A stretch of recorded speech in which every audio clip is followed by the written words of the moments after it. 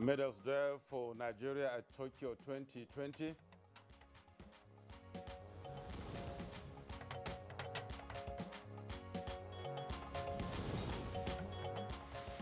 Seven National Working Committee members resigned from the People's Democratic Party.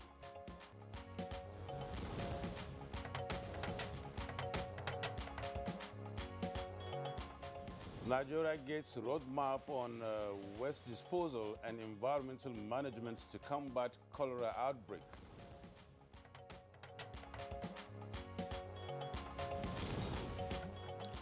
On Good Morning Nigeria today, we shall continue our conversation on law enforcement reforms.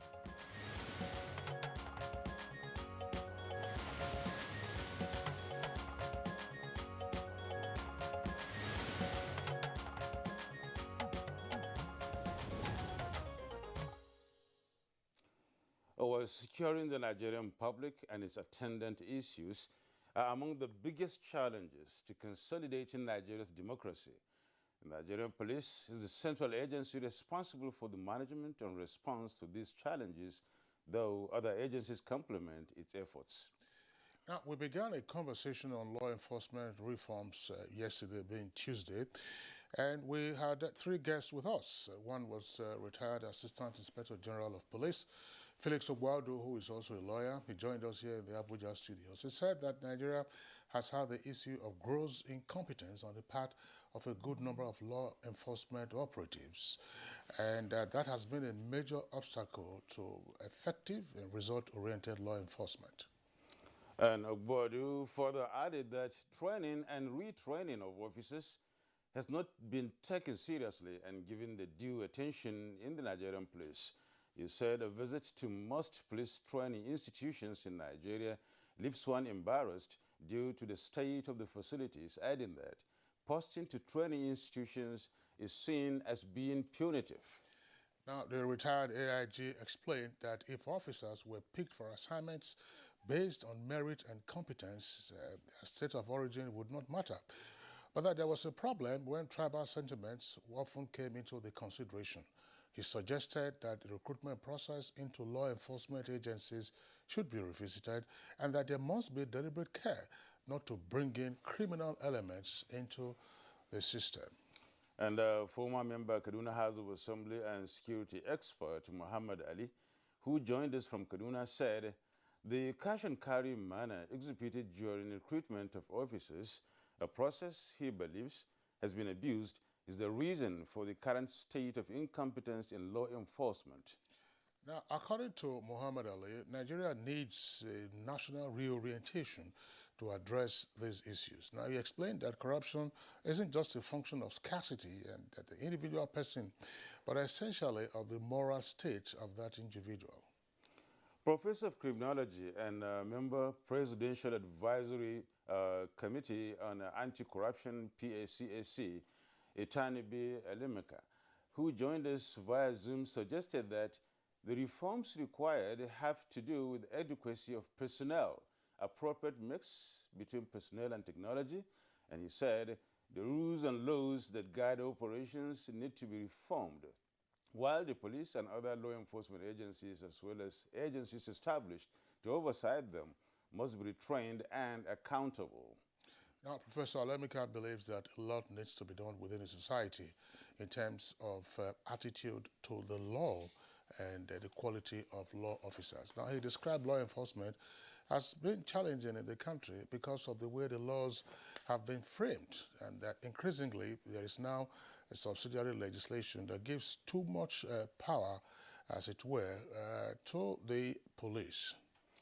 And further, Professor Lemika said the rules create opportunities for law enforcement agencies to be anti-people, adding that law enforcement agencies must realize that their strength lies in the officer on the street, hence their welfare must be given priority. Well, the challenge of a single-line budget for the police was also raised by Alemika. Now, the prof insists that there is a need for the police to be captured by the Ministry of Police Affairs as well as the Police Trust Fund. And he believes officers should be recruited annually to replace and beef up the staff strength of security agencies. And while an efficient human resource management unit should be created to ensure integrity and performance really. Our three guests said quite a lot on Tuesday, rather they said quite a lot, and we have another panel of discussions with us today as we pick up from where we stopped on Tuesday. Welcome to Good Morning Nigeria. I am Yusuf Nadabo Usman. Thank you for joining us. And I'm Kingsley Osadolo. I joined my colleague Nadabo to also welcome you to this edition of the program. Nadabo, I should point out that one of the key points also made by Professor Alemika was the categorization of law enforcement officers. So when we talk about law enforcement, it's not just simply a reference to the police. Yes, there are policing functions. There are also regulatory functions, such as you would have with the customs, you have with the immigration. Those are regulatory functions. And for policing functions, civil defense, for instance, has to do with civil with policing. And then NDLEA, also has to do with policing. And then, of course, you have the regular police on the beat.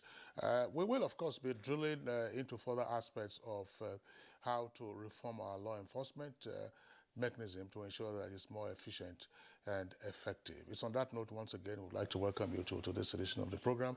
We have our regular complimentary segments, newspaper review, business, and all.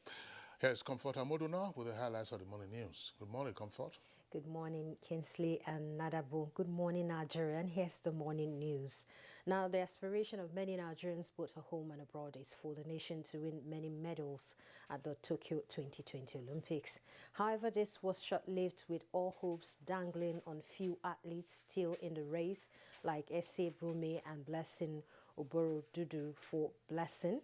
And despite a knee injury suffered from the first bout, she waggled her way, beating three other champions to reach the finals, thus surpassing the records of the last two Olympics. Oboro-Dudu and Brume put their names in the records books with silver and bronze, respectively.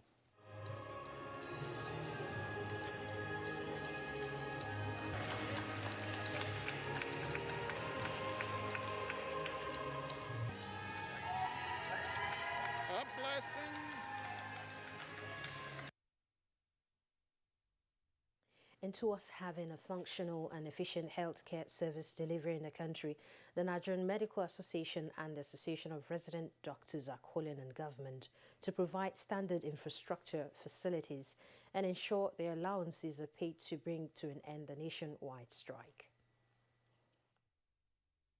Those who are in the lower social strata, they are unable to afford the kind of health care, and the primary health care system, which should be what they should get to, is not as functional as we would want it to be. We are not very insensitive. We are not oblivious of the fact that the economy is in a crunch. But we would like government to really walk the talk. And in security, the Nigerian Army War College will be participating in a joint operations planning exercise in the Naval and Air Force War Colleges.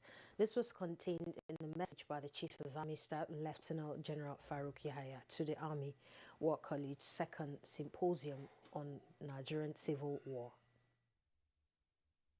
Temporary war fighting will remain joint and is not likely to change in the foreseeable future. Hence, any joint effort directed at preparing operational level officers to be aligned to this reality is commendable.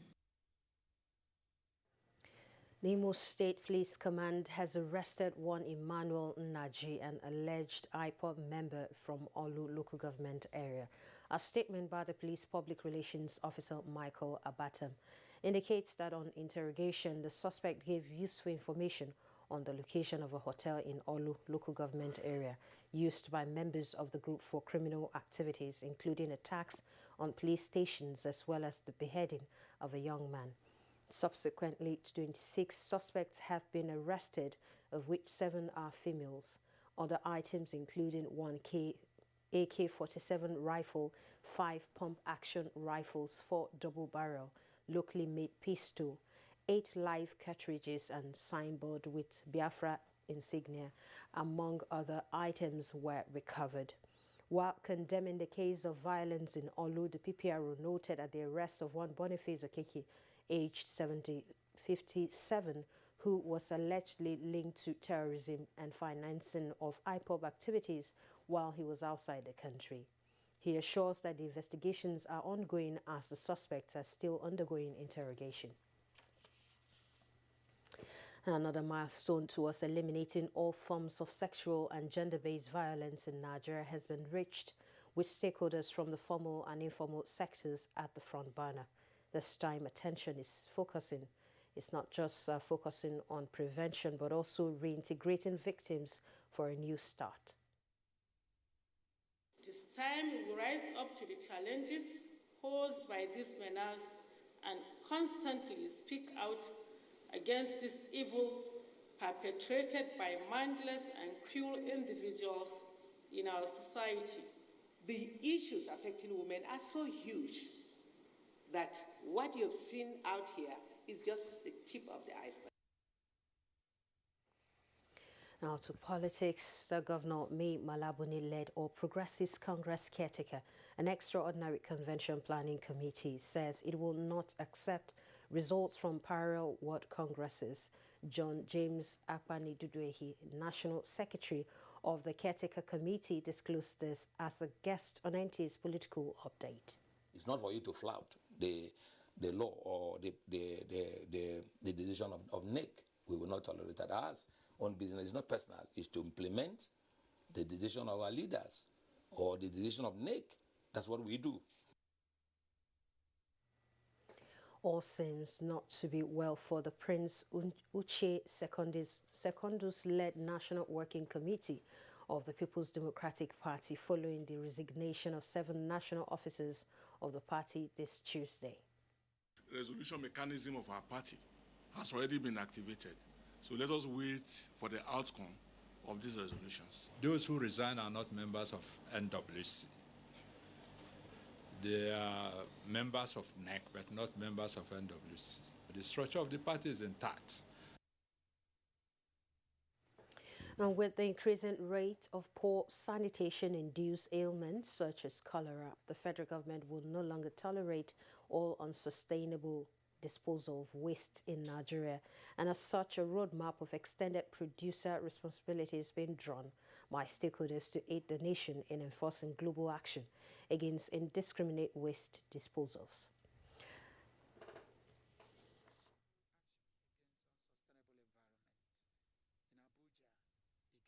The federal government recognizes the importance of EPR and the benefits of EPR as well in the sustainable management of waste. And we have endorsed the efforts of Nigeria to facilitate the implementation of the scheme.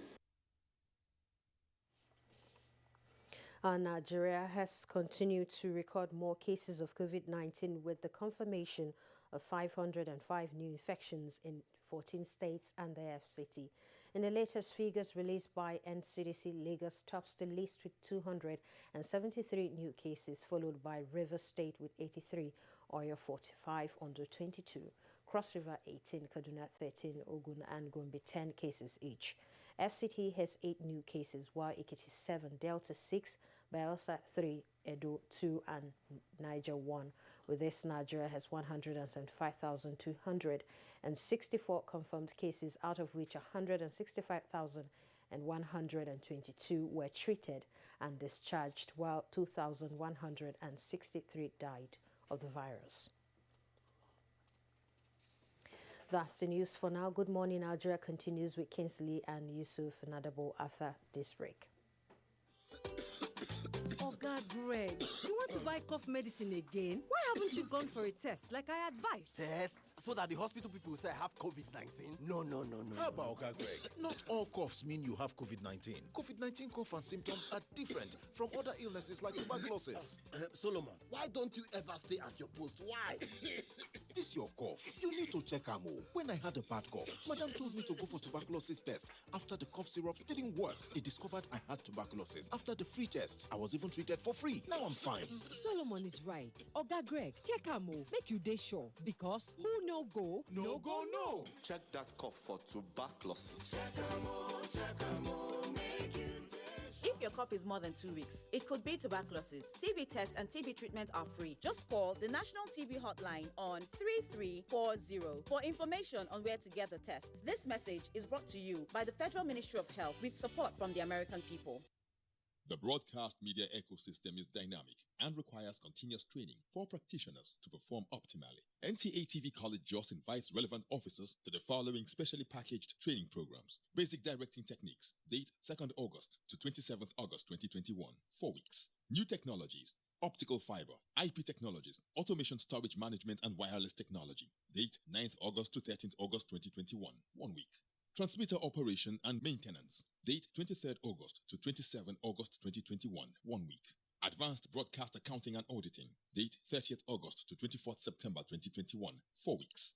Emotional Intelligence for Workplace Efficiency, date 6th September to 17th September 2021, 2 weeks. The course fee for the 4-week course is 100,000 naira per participant. The fee for the 2-week course is 80,000 naira, while the course fee for the 1-week course is 60,000 naira only. Accommodation inclusive. The venue for all courses is the serene and secure environment of NTA TV College near Old Government House, Rayfield, Jos. For more inquiries, please call 0803 079 5335 or 0806 980 9807. NTA TV College, Jos, training you to be the best you want to be.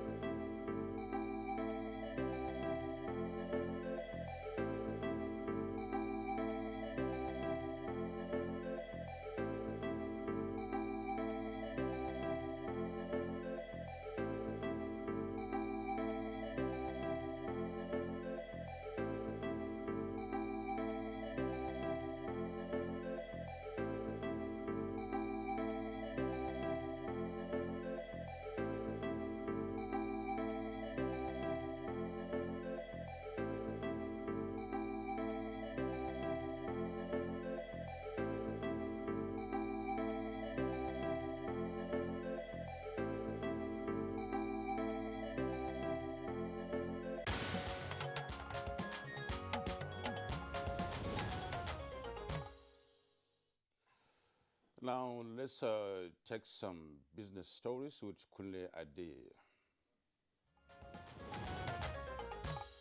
The Bureau of Public Enterprise recently announced plans to unbundle the Nigeria Postal Services for effective delivery. In the new nomenclature, NIPOST will be classified into 3 commercial ventures. They are NIPOST Properties and Development Company, NIPOST Logistics, and NIPOST Microfinance Bank. Postmaster General of the Federation, Dr. Adebayo Adewuse, said it is time agencies stopped sole dependence on government for survival but embrace innovations that will make them survive realities of the present economic situation. Post has taken it as a very positive step to get us to that level where we can begin to actualize our vision of turning this agency into a more competitive organization that is able to compete in the marketplace. During the first phase of the unbundling, the 2 companies, the property company and the transport and logistics, we take off first. And it is next year that the microfinance bank will kickstart. He emphasized that the development is the new global trend of managing operations of postal services. With business news, I'm Kunle Ade. Thank you very much, Kunle Adeyeye, for the business package. Next is newspaper review.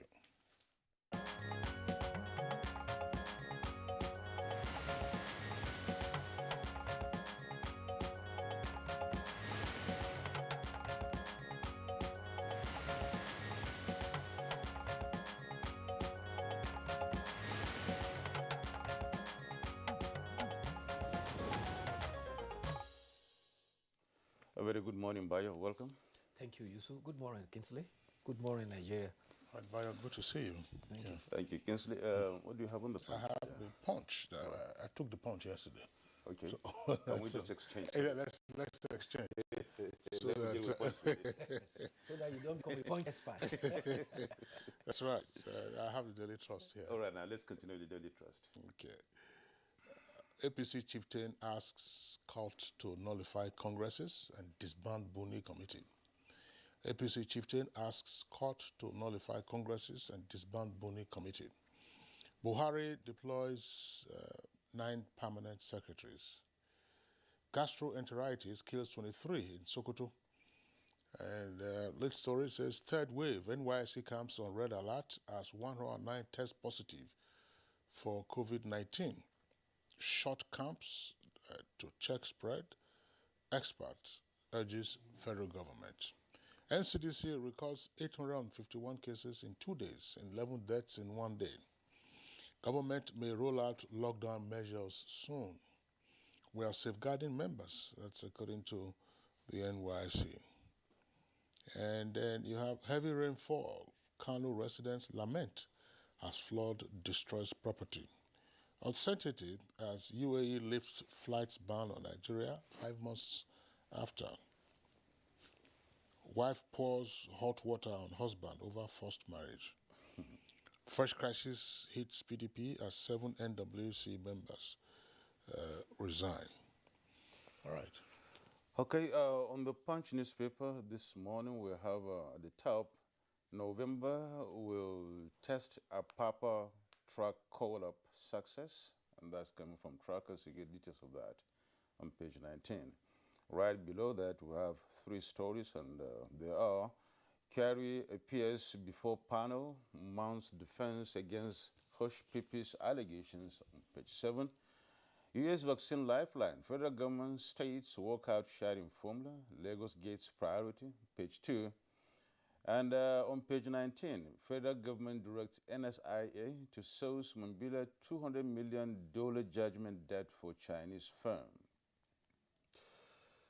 The main story on the Punch newspaper this morning is APC plans Buni Oyetola Bello's removal from caretaker team, ICE Interim Executive Council. You get details of that on page 2 and as well on page 12. But the writers here are: party fears future implications of Supreme Court judgment on Yobe governor. APC member asks court to annul Congress's sack Buni-led committee. And then the third writer is: no going back on Congresses. No Apex Court judgment bars us, says Secretary. Below, as we move down, we get story one on page 8, that is Adamawa court sentences envious man to death for killing his wife and stepson. On page 9, Heisman begged Taraba Emir for extension, pledge sacking criminal herders. On page 8, El-Rufai laments as bandits killed 6 in fresh Kaduna attacks.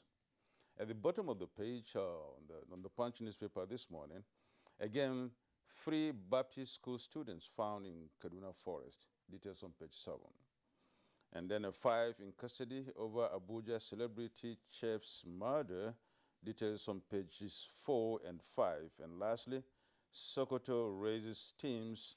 23 die as disease hits 13 local government areas. You get details of that on page 8. Bayo? Thank you, Yusuf. Let's start with a human interest story. The latest is that 3 students of the Bethel Baptist High School, Kaduna, have been freed. The chairman, Christian Association of Nigeria, Reverend Joseph Hayab, says that the 3 had actually escaped as far back as July 25th. In fact, before the 28 students were released. However, while they were wandering in the forest, they unfortunately fell into the hands of another set of bandits who now re-kidnapped them and had made demands. They initially demanded 10 million, later on reduced it to 10 million. However, Reverend Hayab says that an undisclosed amount was money was paid before the students were released. The 3, all of them male, were found by troops at Kankumi Forest, where the second abductors actually seized them. This leaves 81 students still in the hands of the initial abductors. It's been a traumatic period for the students, the parents, the school authority, and Kaduna State governments since they were abducted in the middle of July. 100 National Youth Service Corps members have tested positive to COVID-19. This is across the nation.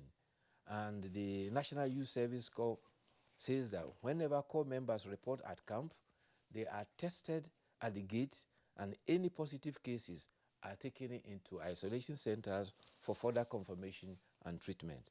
The NYC says that they will safeguard all members. Meanwhile, in Edo State, 17 of the NYC members deployed have tested positive to COVID-19. Leadership reports that they have been admitted at Stella Obasanjo Hospital, Irua, for treatment. The Chief Medical Director, Dr. Osagie Ebonwoye, says that the confirmed cases are all unvaccinated. When the corps members report to camp, they are first of all tested at the gate before they go into camp. Meanwhile, Governor Godwin Obaseki has also inspected the infection center in the isolation center. This, he says, is in preparation for the alarm that is going on about the Delta variant. He has, however, confirmed that there is no confirmed case of Delta variant in Edo State. But nevertheless, he says the state government is doing all it can to be thorough so that they will do the analysis and will be able to tackle the situation. He has also expressed hope that the latest Moderna vaccine that have arrived in Abuja, the Edo State is prepared to take its own set of consignment. All right, Bayo, I just clarify something there. You were saying Stella Obasanjo Hospital, where the NYC members were taken to. You said Irua.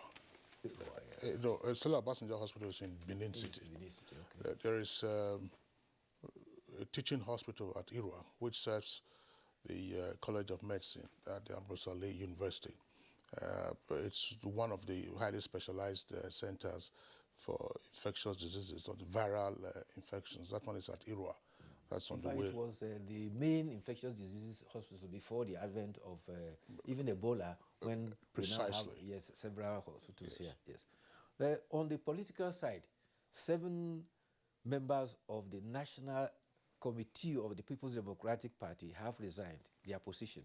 Although some people report that they are members of the National Working Committee, a member of the People's Democratic Party clarified that they are all holding national executive positions in the party. The resignees claim that they have no confidence in the leadership of the national chairman in moving the party forward. Hence, they have called on Mr. Uche Secondos, chairman, to resign. And his tenure is expected to end in December, but he's also eligible for another tenure. On the People's All Progressive Congress side, the Punch reports that the APC is considering the removal of governors who are members of the caretaker committee to avoid any legal booby traps. Those to be affected include Governor Mai Mala Buni, who is chairman caretaker committee of Extraordinary National Convention, as well as Governors Abubakar Bello of Niger State and Governor Isiaka Oyetola, who represent North Central and Southwest on the executive panel. Many have expressed worry about the status of Governor Buni as chairman of the convention committee in the context of Section 183 of the Constitution, based on the pronouncement by the Supreme Court during the ruling of the Akeredolu versus Jegede, which went in the favor of the governor of Ondo State. That section says that the governor shall not, during the period when holding office, hold any other executive office or paid employment in any capacity whatsoever. The point says that the parties have 2 options: continue to risk everything or make adjustment and save something. The party members are actually divided. Some speculate that it has nothing to do with the congresses that took place last Saturday, while some argue that the congresses may be annulled. Others say that there's no ground for such. But the Governor Buni did not sign the notices for the congresses. They said they were signed by the National Secretary and the Organizing Secretary. It may be recalled that the All Progressive Congress lost elections in Zamfara Rivers, and Bayelsa States on technical legal grounds. Nigeria, blessing Oborodudu, has blessed Nigeria with a silver medal in the freestyle women wrestling, the 69 category.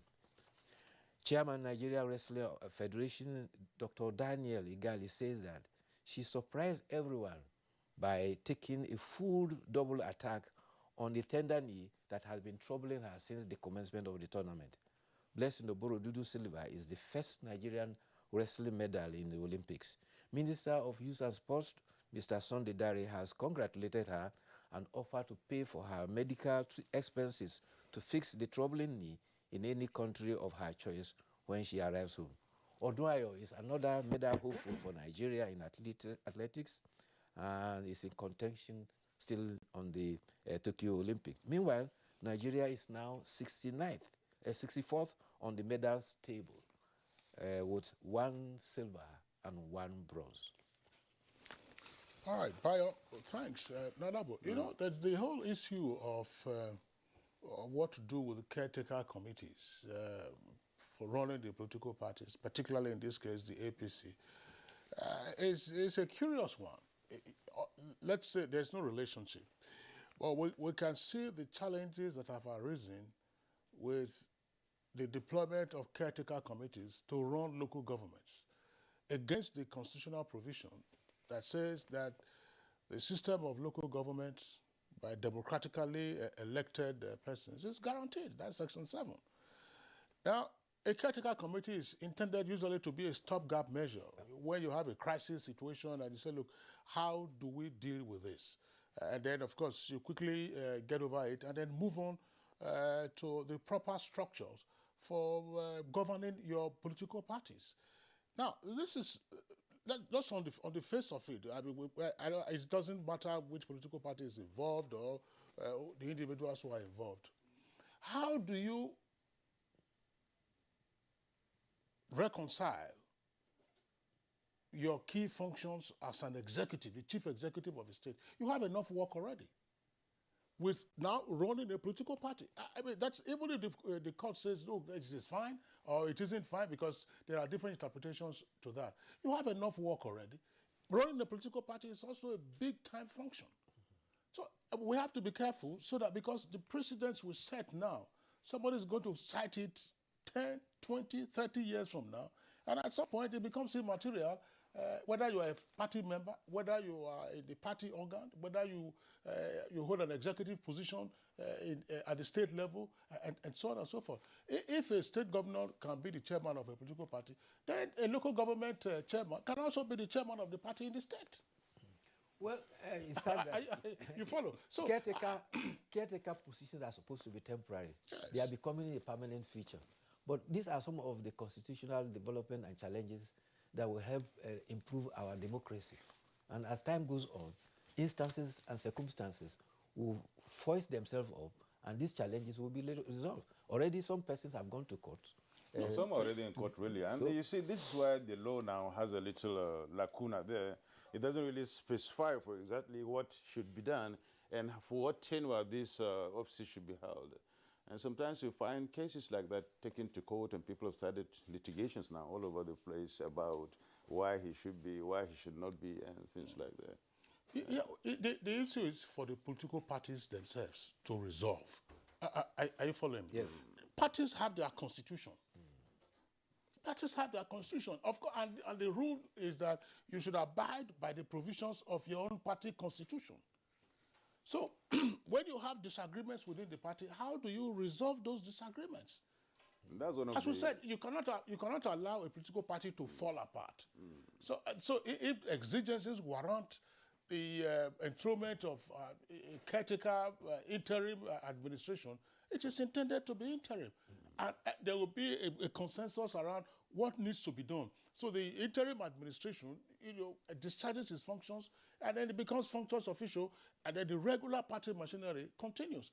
But you are hearing all of this. This is part of what, I mean, it's interesting, because going forward, the kind of judicial decisions that might arise will be such that, look, did you have the competence to do what you were doing at the time XYZ took place?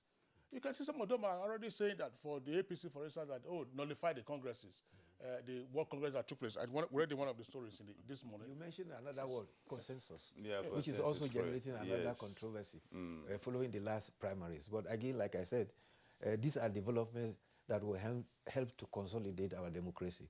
We will make our mistakes and right the wrongs, and gradually we will politically evolve. There's also the concern story about flood.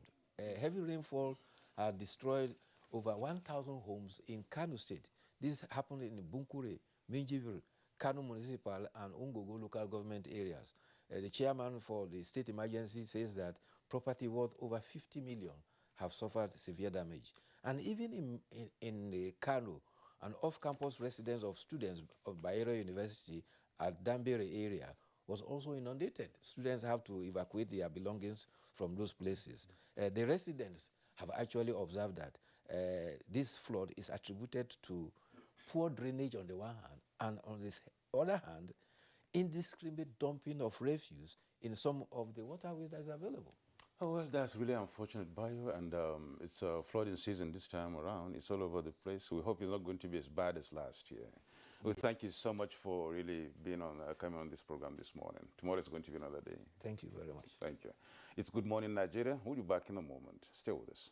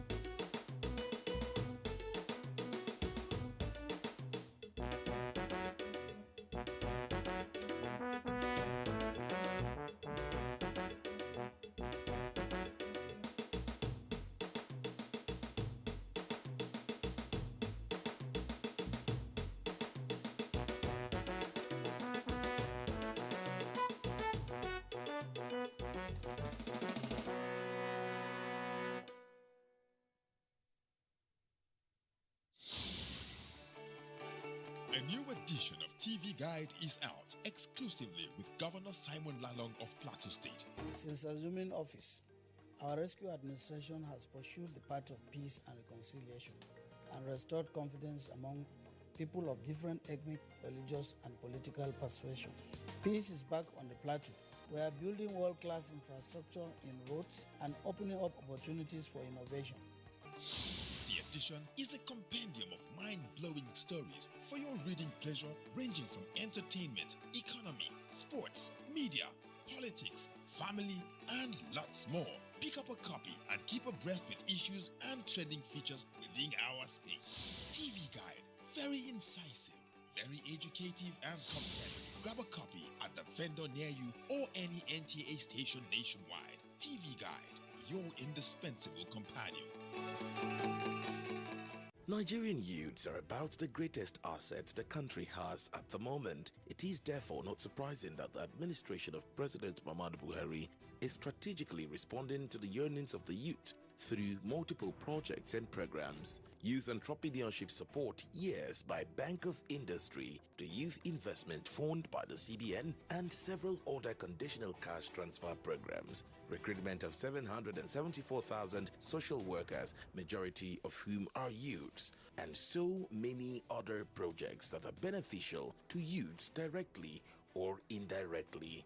If the administration can do all this, definitely with a degree of patience and time, it can achieve more. Nigerian youths must come together to say no to terrorism, no to vandalism, and no to all disruptive tendencies. Hashtag Youth for Greater Nigeria. Pacifying the youths, unifying the nation.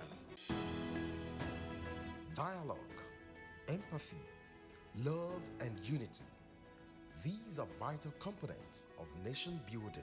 For all to be well, we appeal that we should refrain from volatile, provocative, inciting messages and language. Let's build and not destroy.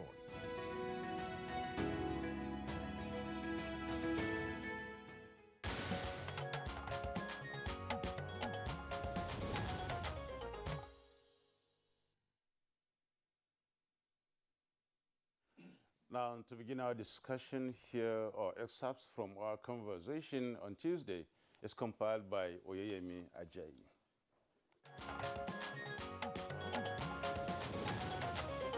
Sadly enough, if you visit most, if not all, of the police training institutions that I know of in this country, it's a huge embarrassment. Huge embarrassment. They lack a lot of facilities. Nothing to write home about.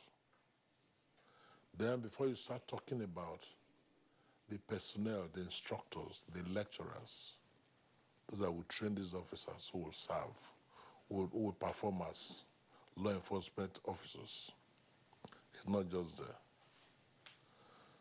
We still find in the service today a good number of officers who cannot read, who cannot write. That is the gospel truth.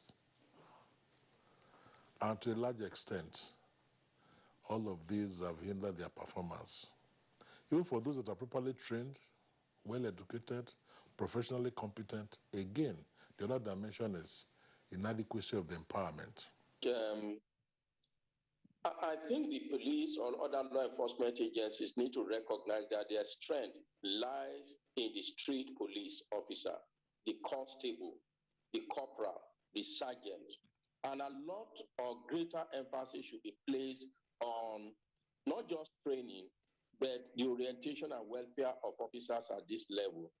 A lot needs to be done at that level to improve their welfare, their training, but internally, yes, a lot of money going to the police, but the question starts from budgeting. A lot of law enforcement agencies have almost this single line budgeting. And when it comes, the tendency is to spend it at the discretion of the chief executive because they are not appropriately disaggregated by the different components of expenditure. So I think a lot need more to be done. If they do that, also I hope it will help in the appropriation through the legislature. I'd want to see a situation where policemen are no more posted to work with politicians because they are helping in actually corrupting them. And again, this is what is encouraging some of them to want to make money at all cost and by all means. Because, for example, a member of a State House of Assembly who is only a secondarian and happens to become a member, and day in, day out, he's spending lavishly, and the policeman attached to him is seeing how things are, and maybe the policeman is even a graduate. This is a secondarian who, by all standards, is not his match, but is making so much money. So he will begin to think, except of course those who really have the fear of God in them, who would want to create other means by which he will be making extra money, not to rely only on his salary. And this is why corruption in the services, not just the police alone, in all the services, is from top to bottom.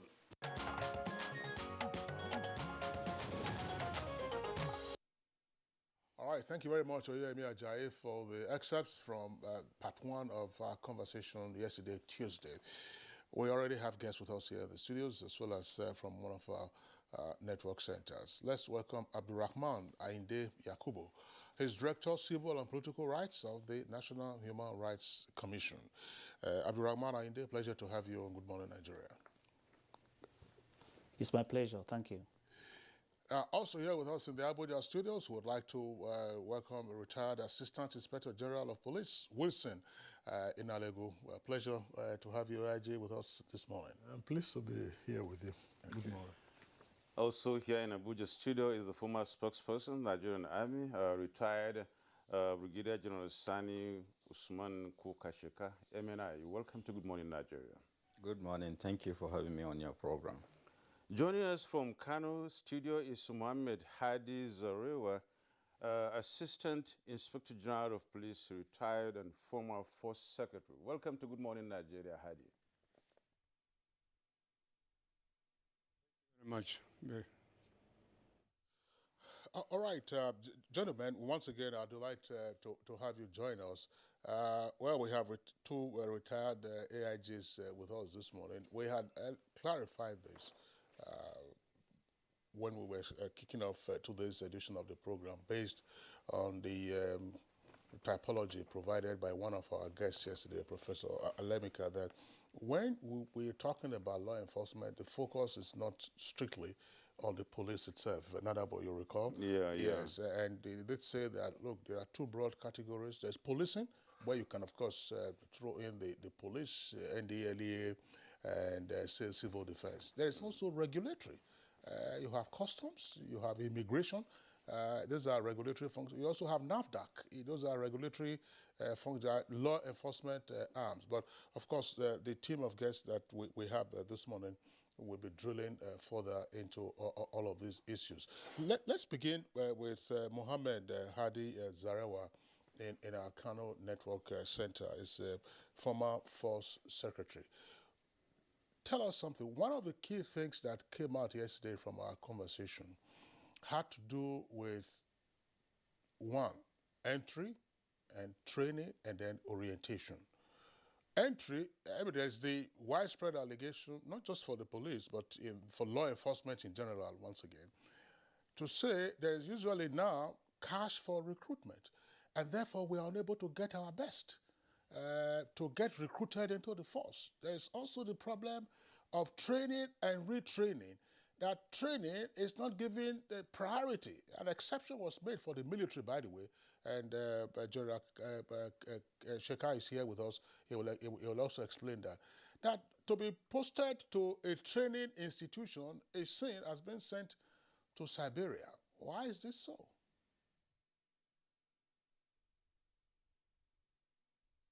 Thank you very much for that question. You see, when you look at the issue of recruitment, well, it's a very sad thing what is happening now, not only in the Nigerian police force, but when you look at the army, the custom, people now exchanging money, people who are even supposed to be recruited or qualified to go, because if you don't know anybody, you cannot go there. It's very unfortunate.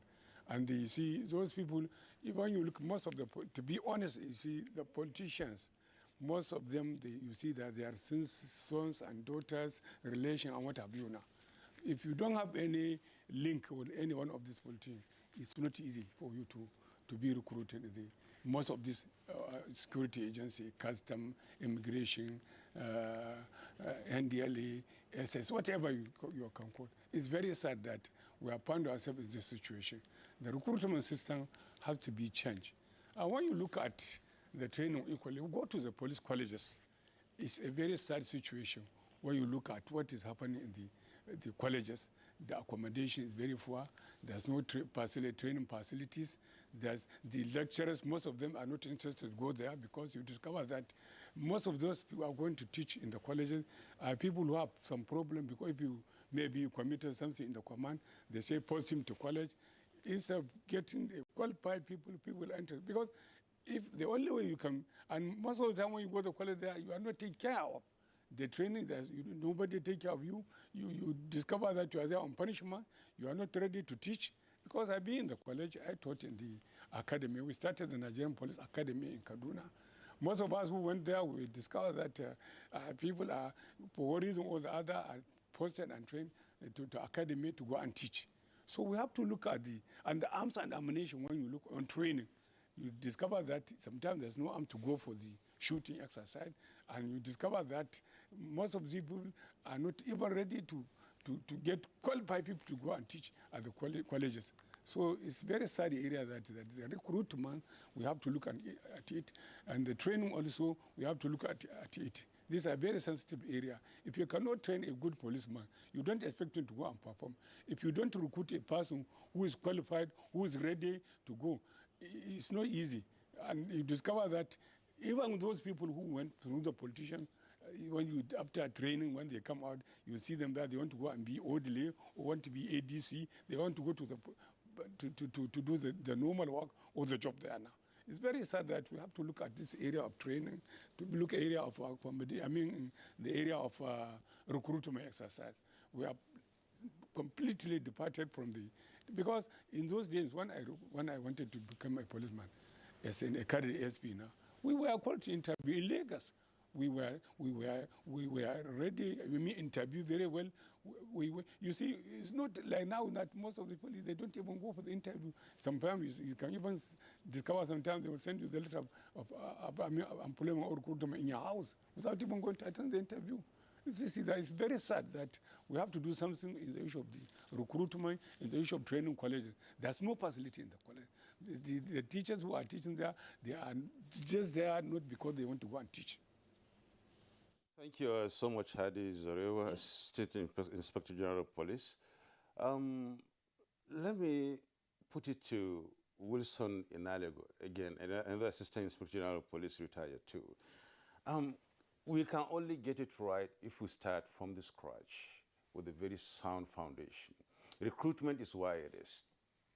And if all, point toward the fact that recruitment is faulty, it means there is some gloom ahead. The whole thing is going to really look so bad for us in the future, because the future is what we're looking at. Law reform, law enforcement reforms, this is the issue at stake at the moment. In Alegua, how do we get it right at the beginning? Recruitment, for instance. That's talking about law enforcement agencies generally, not just the police, if possible. We have criteria for recruitment. But like my senior colleague just stated, are they being abided with? How do these guys find themselves in? So we have to go back to the basics. We look at it from the beginning.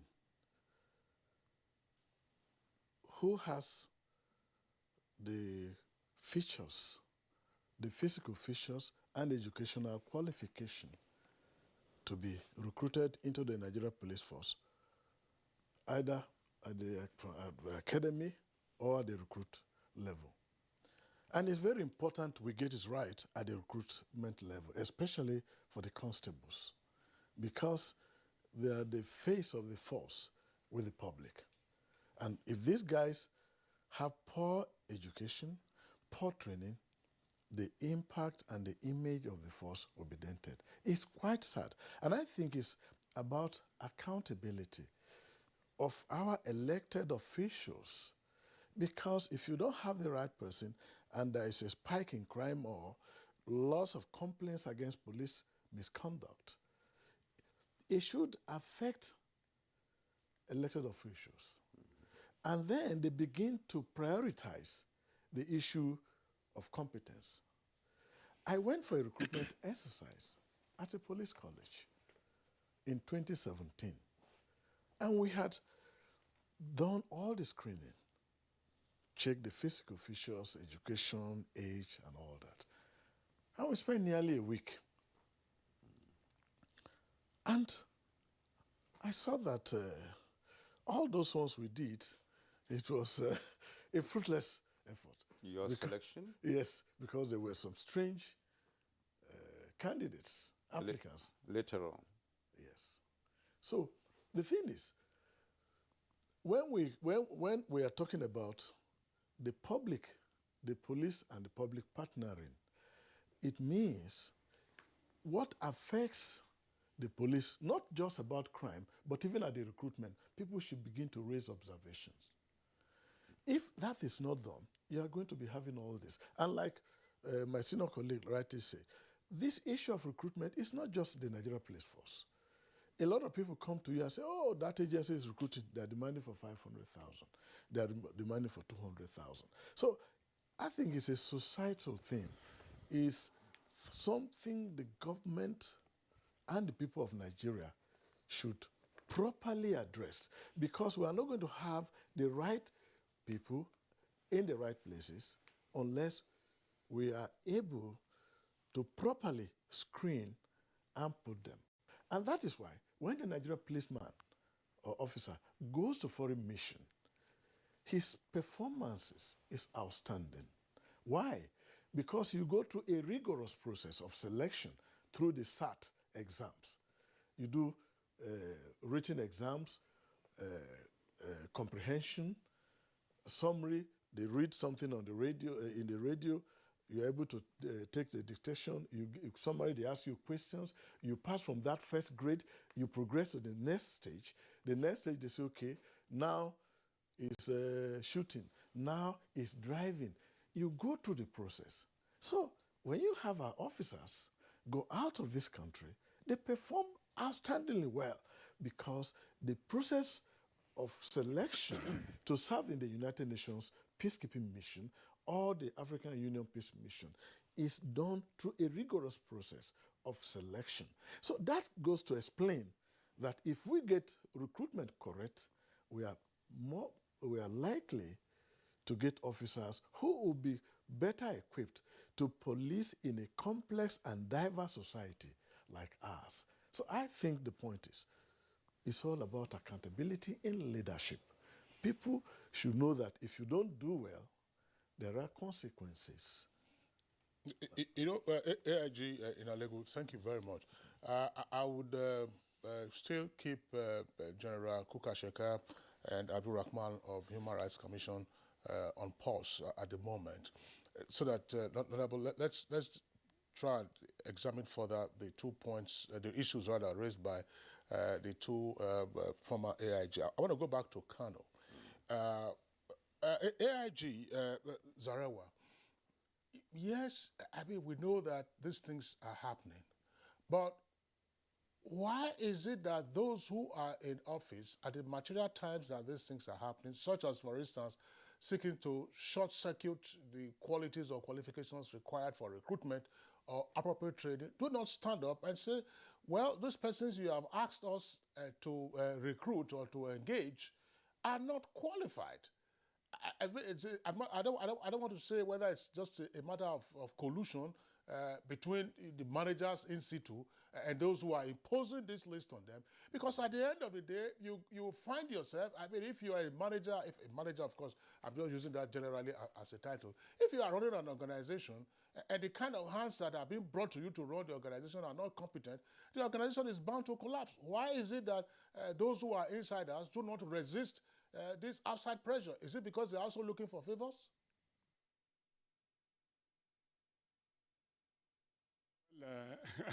I don't know. Well, you see what is happening just now. If you can remember, the last recruitment exercise that took place, there was a problem between the Police Service Commission and the Office of the former Inspector General of Police. But I didn't see why there should be that problem, because everybody knows that if you read the law of this country, we know recruitment of police officers is the responsibility of Police Service Commission. You see?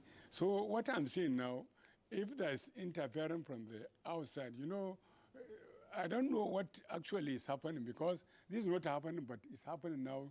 Can we say because of the political situation? Can we say that is it corruption is too much in the country?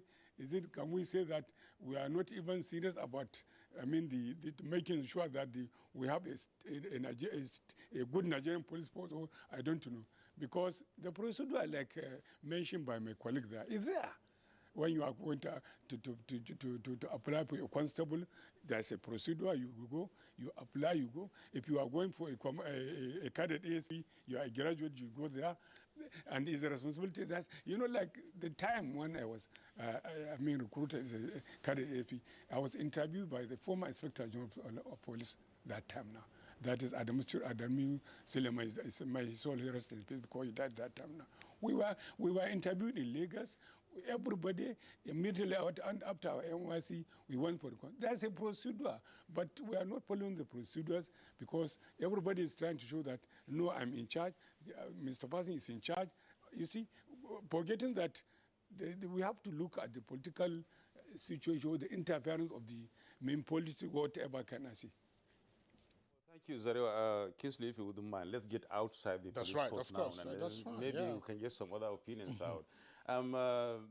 Abdurrahman Ayinde, let's hear your views about this very issue. We can only get it right from the beginning. Recruitment is just it. Without that, we'll be really having a lot of issues, and there it goes and becomes a very long, vicious circle. In your opinion, since there are pointing fingers now all over the place to other sections of the society who try to interfere with this, rules and regulations guiding and governing recruitment, what do you think, or how do you look at this very situation from the point of view of the civil society, who the police are protecting and who the law enforcement agencies too are doing their best for? Thank you very much for that very, very important and critical question. We all know that we were not like this. And there was a time in this country that we did things properly. And that was also alluded by the first two speakers. There was a time that public officers abided by the rules and regulations. But after some time, one thing or the other happened, and we derailed. And now we are seeing the consequences of that derailment. We know there's no doubt that law enforcement is a critical part of governance. And this law enforcement must be carried out by the police and other law enforcement agencies. Without law enforcement, there cannot be good governance. And what we have now is that the standards of recruitment and training in all our law enforcement training colleges have been completely, gone down. And now what I will say is that there's need for deliberate, conscious, and innovative way of reforming recruitment and training into law enforcement agencies. Because if we do not get that right, it will be difficult for us to have the kind of officers that we want to enforce law and order. There must be need to have a time frame. We need to have a time frame within which we want to reform, particularly recruitment and training. And we have to review the standards. We also have to ensure that any issue that has to do with corruption is promptly investigated and dealt with. Thank you. All right, Abdurrahman, thank you very much. Let's bring in now Brigadier General Sani Kukasheka.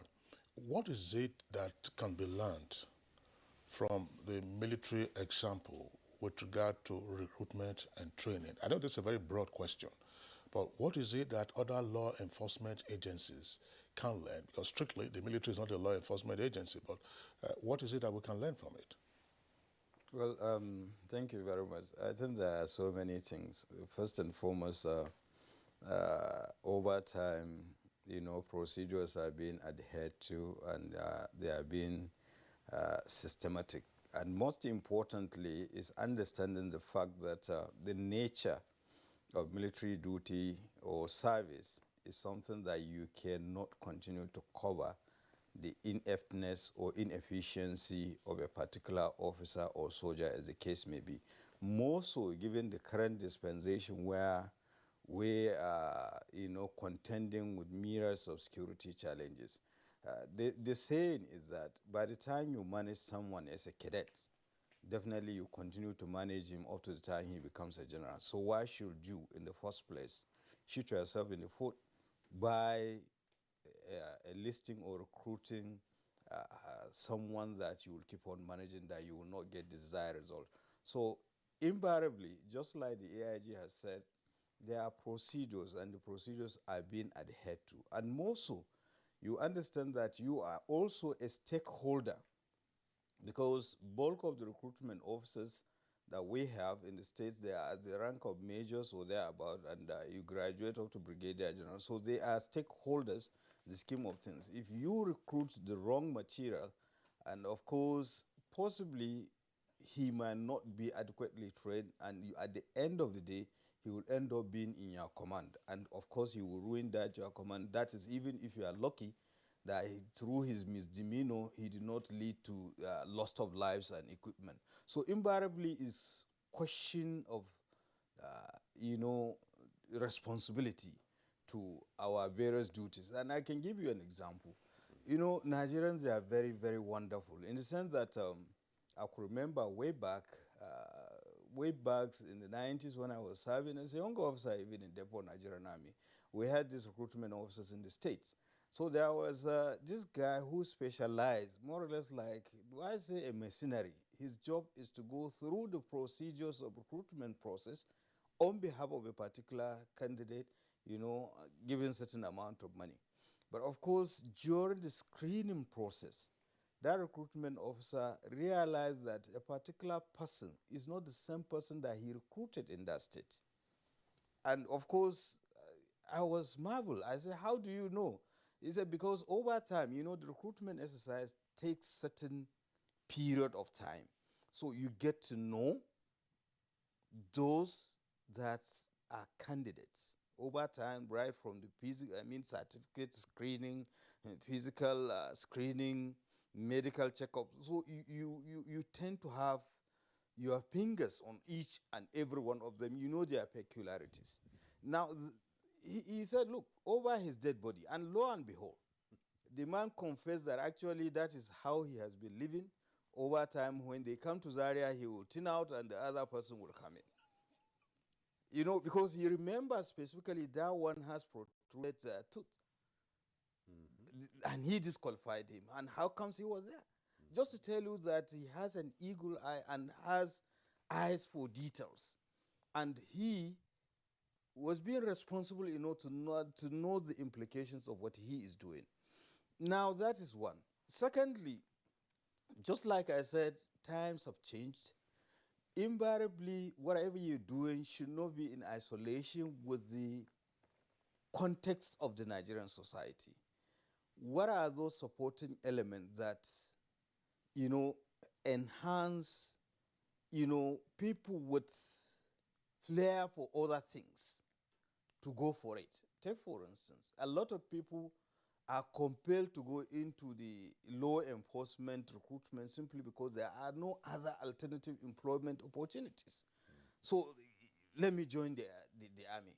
So you see, so the number, unlike before, is so large, so it is very difficult to monitor and evaluate. And of course, even the funding for the recruitment exercise. Take, for instance, the medical procedure or the vetting. And I remember again, there was a time somebody was recruited and the police in Zaria raised an observation simply because he was a convicted rapist before. That is another thing. Then secondly, what are those, again, vetting procedures even after recruitment? We have had instances, supposedly somebody with A1 in geography, and he was asked, what are the cardinal points? He doesn't know. Yes. So these are issues that we have to, so it's a total or a holistic system. It is not just the agency that is even doing the recruitment, but the wider society, because you have to involve, the state employment promotion officers, because they ought to know who is party. Just yesterday, I saw someone was lamenting about recruitment into one of the agencies that they came from a particular state and particular names, they don't belong to that state. I said, well, first and foremost, you should find out whether the list is correct or not, because sometimes with the social media, there are so many things flying around. But if that is the case, what is the role of those people from the state? And what are the role of other law enforcement agencies? Because I know when you are thinking of security, you must recruit the right caliber of people, those who possess the qualification. It is not just about certification or physical fitness, but even psychologically. And I can tell you, there was also another instance when somebody's son was disqualified and they used the blanket reason of psychological, he failed psychological test. And he said, no, his son was up and doing this and that and all the rest. They said, okay. Now, your son has been into substance abuse for quite some time now. He couldn't believe it. For the past 3 years, his son has been, taking marijuana and all the rest of the thing. And by the time they sat him with the son and the son started telling how he has been pilfering some amount of money to do, he started crying. So basically, it is not just that, even the society has a role to play in terms of child upbringing. Because in most cases, anytime you have a problematic child, you hear, oh, let him go to the army because he's very stubborn. And I said, right, come on. Right. People have once told me that, and I told them that, look, I never know that you have such a low opinion about me that you thought I was a truant child before I joined the army. No, strong-headed. I was passionate about the nation. That is why. It is not because of one shortcoming. So the parents themselves should up their game in the sense of upbringing of the children so that the right people will be recruited into the system. And because honestly, there is a limit to which you can. You know, do I say mold a civilian into a fighting machine, a soldier, for instance? Because the value system has changed, and of course the training period still remains the same.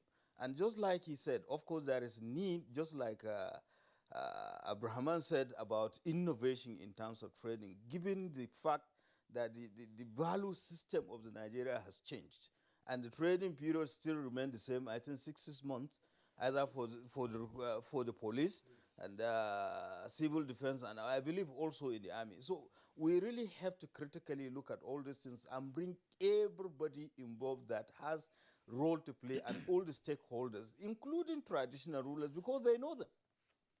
They know them in the recruitment and system. And again, without adherence to the procedure, we are in real trouble. I could remember again, there was a time, I don't want to mention name, a federal lawmaker took a bus to depot Nigerian army with a number of youth. He wanted them to be recruited into the army. Now, for goodness sake, the commandant of depot Nigerian army, he has no role whatsoever in the recruitment process. His is to train these people from raw civilians into fighting machine for the need of the Nigerian army.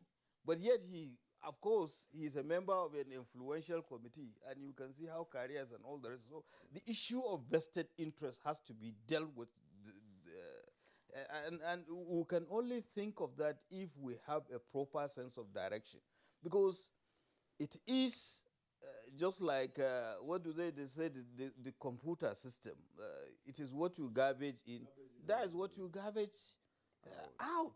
So if we want these law enforcement agencies to have the right caliber of human resources that are professional, they are passionate about the job, we have to critically look at the recruitment process. And in so doing, we have to look at these factors that I have said. Thank you so much, Brigadier General. That is, let me come back to Wilson in Lego. The Brigadier has already, profiled some solutions. And I don't know, if Nigerian police, for instance, and other law enforcement agencies, take the police, for instance, can really move out of this country and perform really excellently well, and that could be attributed, as you said, to proper selection process that takes place outside this country for them to perform either at AU or UN level. Why can't such proper selection process be done at home, and those found to be interfering with this very process brought to book? Well, it is possible, but we have an atmosphere that is politically very acrimonious, adversarial political agendas. I'm beginning to say, even as a commissioner of police, for example, you want to perform your duty, and somebody says, no, that man belongs to that party. That man belongs to that party. So we are operating in an atmosphere of a lot of tension, political acrimony, and that you can easily be tagged to belong to one party. Because when you ask my senior in Kano why they couldn't resist, of course, officers are resisting. Of course, officers, some commandants are very bold and say, look, this guy does not meet that requirement. I'm not training the person. And nothing has happened to such officers. There are officers, a lot has been done. So what I think is a collective effort, because this was not the situation.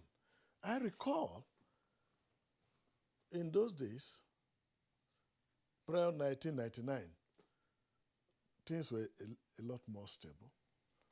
Recruitment was done. You didn't have much interference. You didn't have lists coming from anywhere. You just go for the interview. You are qualified, you are informed, and you start your training. When we went, I didn't know anybody in Kaduna. I just took an evening vehicle from Makurdi to Kaduna, and I was interviewed. And one day I found my name in the Voice newspaper, the Benue State paper. I didn't have anybody to talk to, or for me. But from 1999, even if you are getting in one committee that is influential, the candidate you bring has to be qualified. We used to have, let me take you back. We used to have development courses. That means you are a corporal, you are a sergeant, you are an inspector. You go for development courses. Right now, it is the officers who go for junior command course, intermediate command course, and senior command courses. The senior officers of the Nigeria Police are very well trained. But there is a lot of pressure on the rank and file. And so, where is the facility to have them in the colleges? So, the rotation, the development courses we used to have, not for promotion, not promotion courses, just after a period, you go back to the college, you are trained. Where is the funds? Where are the facilities to do that? And so, the appeal that I have, therefore, is the elected officials and police management team must understand that having the right caliber officers who help them to deliver on their mandate of protecting life and property, and also invariably the government, the welfare and security of citizens being the paramount responsibility of government, that if you have well-trained officers, well-educated officers, of course also well-motivated, you are going to have the kind of security that you have. So the question that you ask, my answer simply is, let there be a political will. Well, Lego, thank you very much. Abdurrahman, one of the points that emerged from our first part of the conversation yesterday, and which has also been raised now as an obiter by Inalego, is framed as follows: that a key challenge that we have with law enforcement in Nigeria today is inequality of all before the law.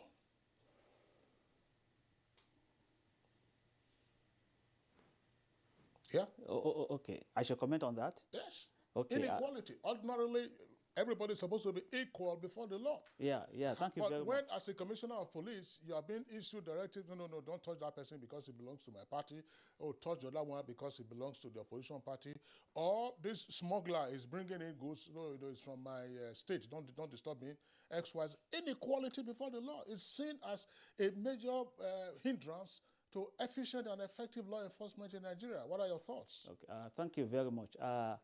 One of the cardinal principles of right to fair trial is equality of all persons before the law. But I think what we are having now has to do with erosion of standards. And I think I want to put it in this perspective. One of the challenges we have in this country now has to do with degradation of our national values. So we cannot be talking about law enforcement reforms or police reforms or any other kind of reform without first looking at a national rebirth and a national reorientation.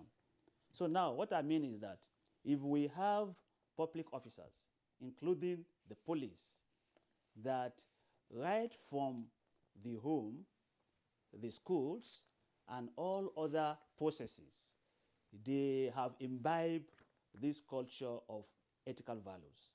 it will be difficult for anybody, apart from few deviants.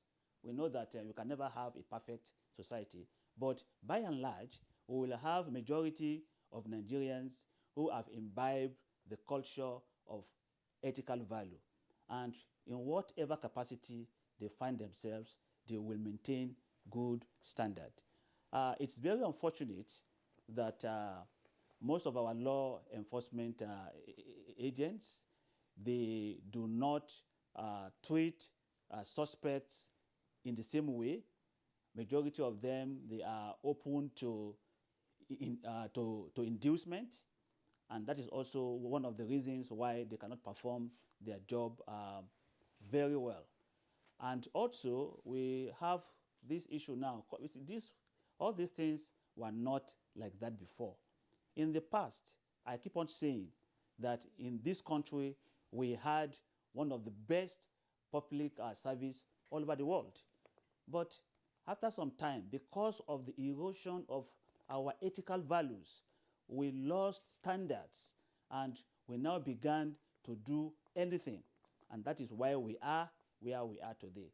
So before we can have policemen and women or law enforcement men and women that treat everybody equally, it starts from a national reorientation. So one of the reasons why they do that is because they don't have any ethical value, and they feel that this is their own time to make money when they have to treat suspects instead of them to abide by the rules and regulations. I would say the Nigerian police force, as well as other law enforcement agents, they are disciplined institutions. They have standards, they have rules and regulations. But there are certain individuals, particularly the rank and file, and also some in the middle category, that are falling far, far below standards. And these kind of people, they are the ones denting the image of these law enforcement agents. So as I said earlier, we really need to go back to the drawing board and have a clear strategy. I would suggest a medium-term plan whereby all of us, particularly those at leadership, so we provide a sense of direction, which have to do with a national reorientation and rebirth. When you say medium-term plan, could you expatiate on that, given the fact that we are trying to see how we can get solutions to these problems we are facing? In your opinion, what would be the content of this medium-term plan you mentioned? Okay. If we put this challenge in perspective, we would see that the road is so high. And except we want to deceive ourselves, it will be very, very difficult to say in 2-3 years, all these issues that we are talking about will be reformed. That is why I mentioned a medium-term plan. And I think if we talk about law enforcement agencies, the various boards, like the Police Service Commission, the Prisons Immigration Board, and also the ministries in charge of these agencies, like the Ministry of Police Affairs, they need to actually go back to the drawing board and come up with clear-cut strategy on how to reform the system. There have been attempts in the past to reform, but for me, I think these attempts, they are not deep enough. So we need to have a kind of, we need to look at the substance and not the shadow. And it will take some time. So we will be talking about maybe annual plan that will graduate into a medium-term plan. And I'm sure if we do that, if we really have an effective strategic implementation plan within the period of 5-6 years, looking at these various critical areas of challenges: recruitment, selection, training, promotion, welfare. There are some agents that somebody is promoted, and it takes 3 or 4 or 5 years before that person earns the new salary. Somebody is transferred from Lagos to Maiduguri, it takes 3 or 4 years before that person even gets any allowance. So except we are deceiving ourselves, it will be extremely difficult for that kind of person because that person is not motivated. So, okay, Abdul Rahman, sorry, let's bring in Kuka Sheka in again in terms of what we need to do and what we should do to begin to enthrone equality before the law as a cardinal post in our law enforcement mechanism. Because the whole idea of saying it's a big man, he's connected, she is connected, oh, it's my relative, oh, don't do this, you pull an officer who is on the case, no, don't pursue that case, X, Y, Z. These are things that some persons will tell you in other jurisdictions are anathema. And yet, this would appear to be common occurrences with us, which is why the law keeps failing. Well, I think we have extant laws, particularly starting from the grand norm, the Constitution of the Federal Republic of Nigeria. Is explicit about fundamental rights and equality before the law. Now the problem is, why is it that in practical terms that is not so? And we can identify the factors. First and foremost, you look at the incapacity of the institutions that are responsible for that. Over time, instead of us to strengthen the institutions for this, we have not been doing so. And unless we do that, you will still be running in cycles. Now, in every problem, there is clear remedy. But do we have the will to ensure that the judicial system or the criminal justice system ensure that such things are being done? Then secondly, you look at the overall orientation of the Nigerian society. To what extent are we conscious of the fact that equality before the law enhance democracy and well-being of the society? Because bulk of the security challenges we are having is simply because of lack of sense of belonging. Somebody sure, if I do something that is inimical to the society or to the law of the land, I know that I will be sanctioned accordingly. Definitely, it will serve as deterrence. A time without number, people will do things and get away with it.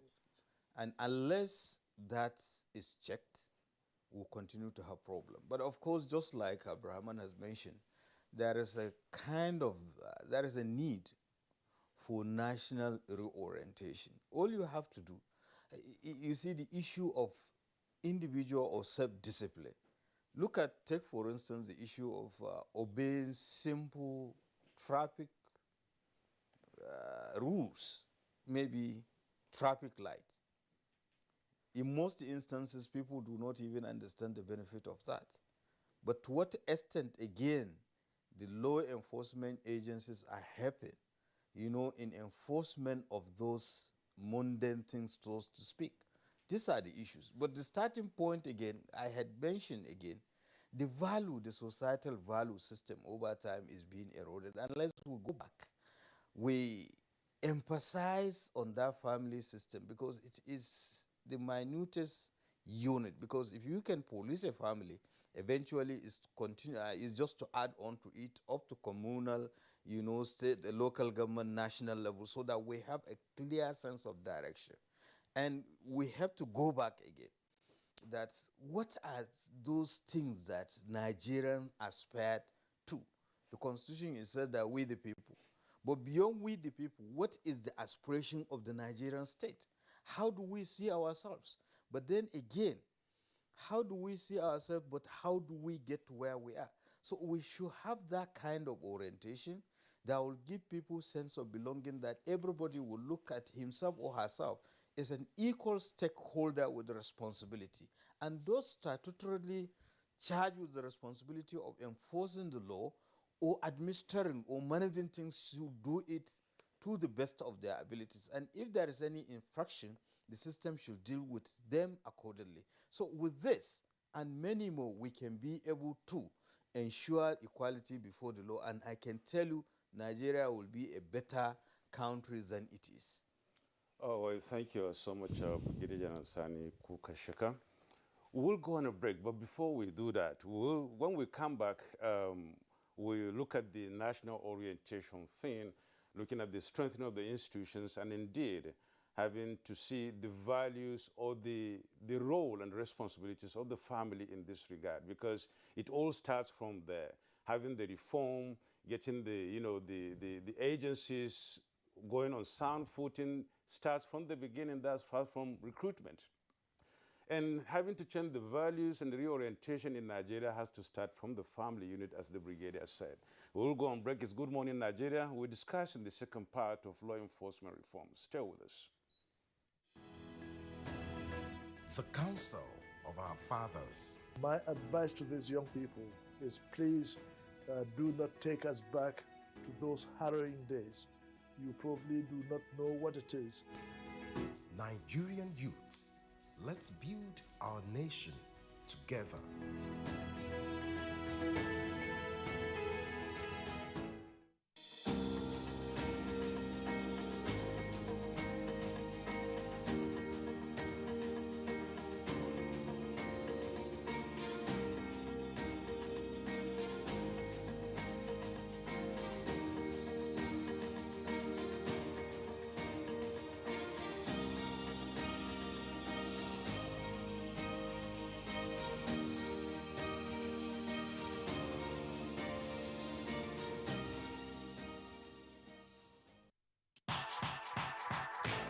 It's the dawn of a new era on NTA's flagship program, The Sports Parliament, revitalized with lots of varieties, including feedback responses from viewers. Sports Parliament, the weekly sports show that exposes all the intrigues in the Nigerian sports sector and projects an agenda on the way forward for Nigerian sports. On NTA every Thursday at 10:30 p.m., running for 1 whole hour, discussing sports. The parliamentarians are more committed than ever to enlighten the viewers as the Sports Parliament takes it to a whole new level on the floor of the House. Keep a date with the Sports Parliament as motions are moved every Thursday on the floor of the House. Mr. Speaker, with his gavel to harmonize sports resolutions. The House have it.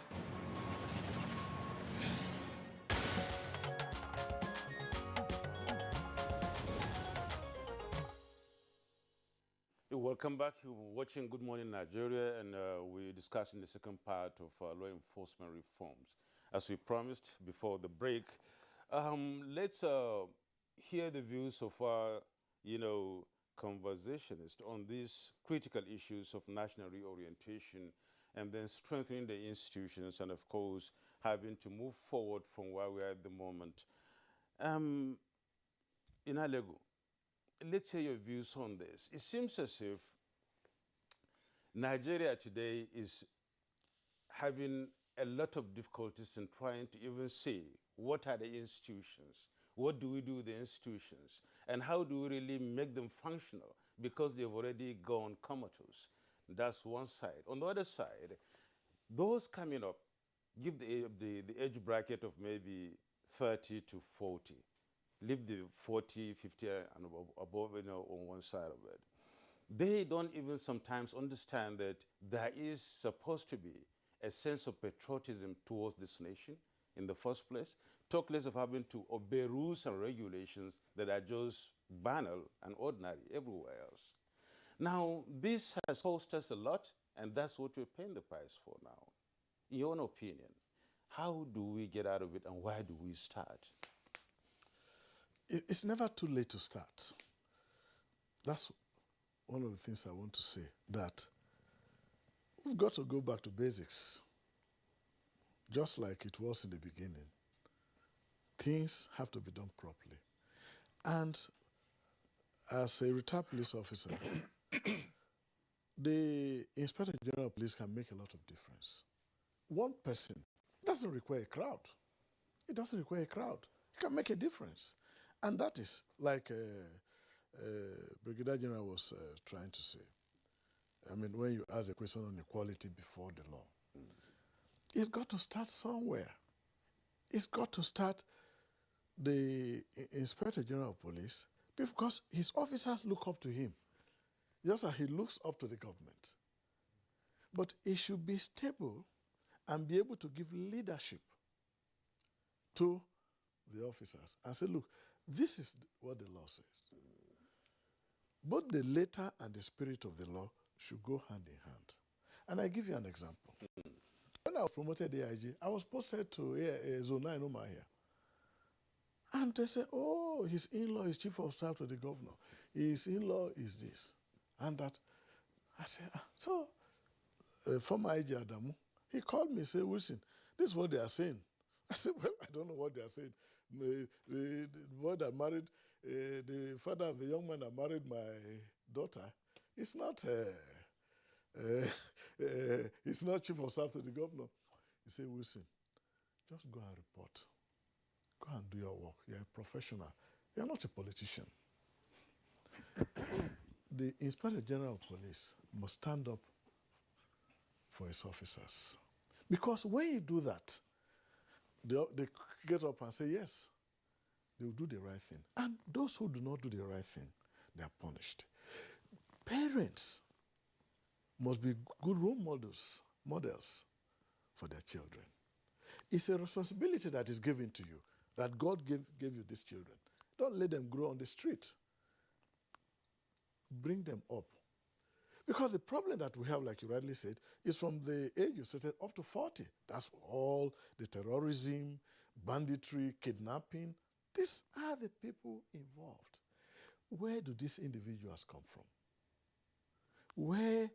How come they are so hardened that they take life and it means nothing to them? What can we do about it? So there should be a national reorientation. Even starting from as simple as obeying the national anthem.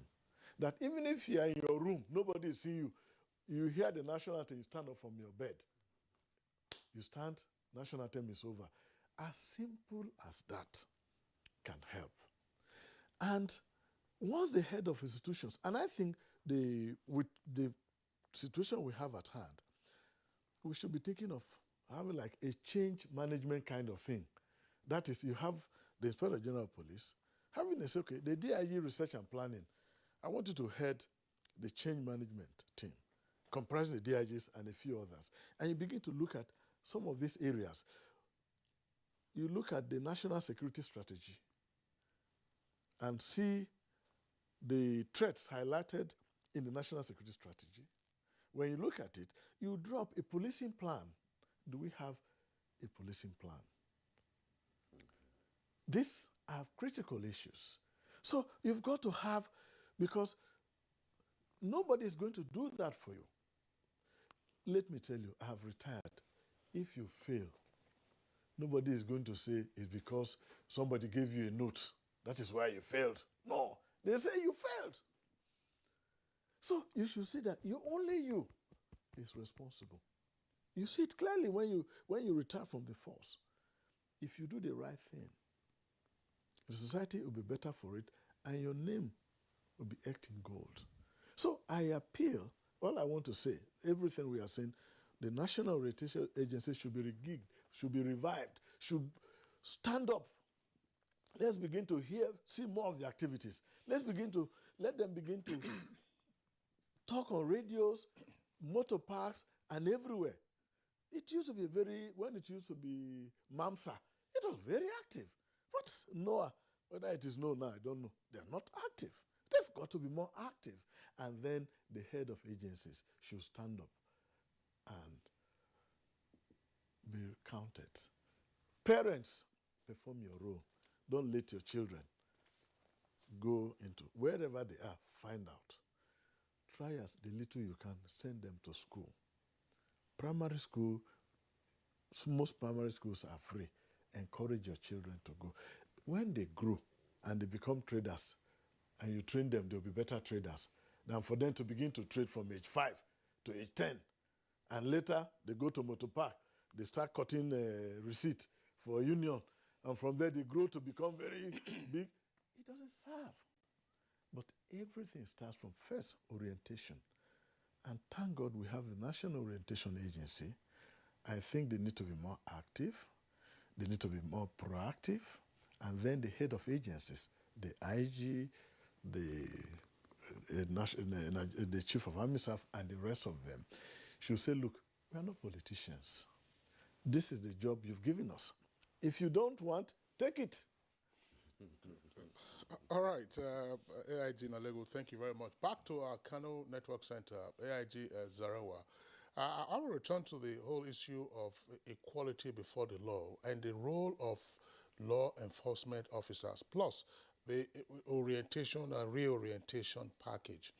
What can we do to encourage and embolden our law enforcement officers, whether in policing or regulatory duties, to say, look, excuse me, this is the law. You are in breach of it. No matter who you are. I mean, assuming you are covered by Section 308, it's only for a period of time. And that section cannot, Section 308 of the 1999 Constitution as amended, which has to do with the conferment of immunity on the president, vice president, governor, and deputy governor. So that can only last for a period of 8 years if you have 2 terms. Thereafter, you face the law. When are we likely to get to that circumstance? And what do we need to do to say that, look, you've broken the law, then you face the consequences? Thank you very much. You see, like what the is saying, that we need, the IG can make a change in the orientation. I don't think IG can change it. We need a political orientation.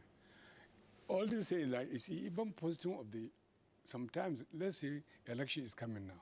You'll discover that all these politicians, I was a post secretary, as you mentioned there now, they will come to your office, say that I want so person to be the area commander and so area.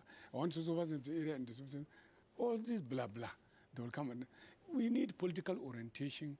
IG cannot change all this issue because you will discover somebody can go and make it, even complain against IG, that IG is this blah blah, you should remove him, you should do it. And when these politicians are talking now, you are not there to defend yourself because they will say all sorts of things about you. So we need political orientation. If we can have political orientation, then we have a social orientation. That is the values we are talking at the family level. We need that one to be done. At the same time, you see, sometimes you discover that police are not performing very well because they have problem or this. Look at the issue of, just bringing in this issue of this, what do you call it, PEMCOM. Why is it that the police, the army, are not in the PEMCOM system? The police are the only people in the PEMCOM system. It's very unfair.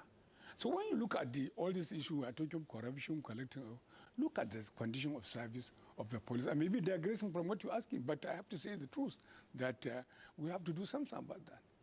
Somebody retiring from police with meager amount of money that cannot take him anywhere. His condition is not there. The training is not there. Courses to go overseas, courses to see what is happening, because sometimes you discover that all this issue of kidnapping now, we have most of our officers now in the police, they have not been trained. They don't go to see, like like we who were just senior to them, we were trained sometime overseas. But now, locally, even the local training, you have to take care of yourself. That's not. So issue of political, I mean, one thing, the parliament about corruption is a political orientation we need, not dumbbell orientation. But the police are ready to do the job if the government or the political system will change and make sure that they are doing the right thing. But government to say that, like you mentioned, MAMSA, they try very well, whatever. But political orientation is what we need. Our